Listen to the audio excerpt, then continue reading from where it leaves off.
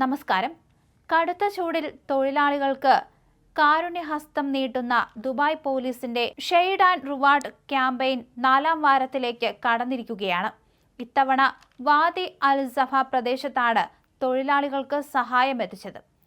അൽബാർഷ police station, general department of human rights, Dubai police health centre, thank you for your giving, volunteer team, Abu Alnaga real estate development company എന്നിവരുമായി സഹകരിച്ചാണ് ഈ ഒരു നീക്കം നടപ്പിലാക്കിയത്.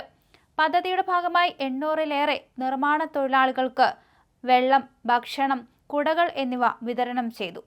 കഠിനമായ ഈ ഒരു ചൂട് കാലത്ത് സ്വീകരിക്കേണ്ട മുൻകരുതലുകളെക്കുറിച്ചും തൊഴിലാളികൾക്ക് അവർ നിർദ്ദേശം നൽകുകയും ചെയ്തു. ഉച്ചസമയത്തെ കഠിനമായ വെയിൽ ഏൽക്കാതിരിക്കാൻ മിഡ് ഡേ ബ്രേക്ക് നിയമത്തെക്കുറിച്ച് തൊഴിലാളികളെ ബോധവൽക്കരിക്കുകയും ചെയ്തു.